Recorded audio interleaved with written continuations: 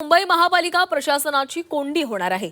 पाणीपट्टी न वाढवल्यास वार्षिक 100 कोटींचा तोटा होणार आहे। पाणीपट्टी न वाढवण्याचं सत्ताधाऱ्यांचं आश्वासन समोर आले। बीएमसी निवडणूक जाहीरनाम्यामध्ये हे आश्वासन देण्यात आलेलं आहे।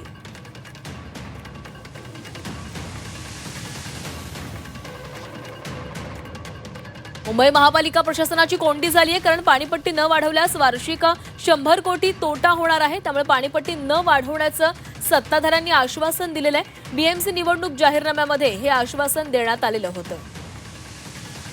आणि या संदर्भात अधिक बोलणार आहोत आमचे प्रतिनिधी मनश्री पाठक आपल्यासोबत आहेत। मनश्री, मुंबई महापालिका प्रशासन कोंडीमध्ये सापडणार आहे, कारण पाणीपट्टी न वाढवल्यास वार्षिक 100 कोटींचा तोटा सहन करावा लागणार आहे। अगदी बरोबर आहे, कारण मुंबईमध्ये महत्त्वाचे प्राण्यासंदर्भातले प्रकल्प जे सुरू आहेत किंवा जे सुरू करायचे आहेत त्यामध्ये सगळ्यात महत्त्वाकांक्षी प्रकल्प म्हणजे गारगाई धरण असेल, जलबोगदे असतील, पाणी शुद्धी प्रकल्प असेल।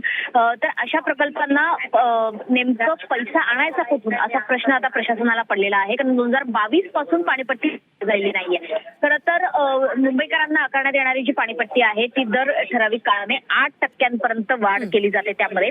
मात्र 2012 मध्येच हा ठराव मंजूर केला जातो की दरवर्षी किमान 8% इतकी पाणीपट्टीमध्ये वाढ केली जावी, कारण इतर शहरांच्या तुलनेमध्ये मुंबईला सर्वात शुद्ध, स्वच्छ आणि नियमित पाणी पुरवठा होतो आणि त्याच दृष्टीने मुंबई महापालिकेने ही पावलं उचललेली आहेत। मात्र सत्ताधाऱ्यांनी केलेल्या घोषणेनुसार महायुती सरकारने निवडणुकीपूर्वी जी घोषणा केली होती की पाणीपट्टीमध्ये वाढ केली जाणार नाही आणि आता त्याच्यावर देखील ठाम आहेत, तशी घोषणा महापौर ऋतू तावडे यांनी आपल्या पहिल्याच भाषणामध्ये केलेली होती, जेव्हा त्यांनी पीठासीन अधिकारी पद स्वीकारले, महापौर पद स्वीकारले त्यावेळेस। त्यामुळे पाण्याचे दर असे स्थिर ठेवले तर वार्षिक 100 कोटींचा तोटा हा पालिकेला सोसावा लागेल आणि अर्थातच त्याचा हा पुढच्या सगळ्या पाण्याशी संबंधित असणाऱ्या प्रकल्पांवर होईल।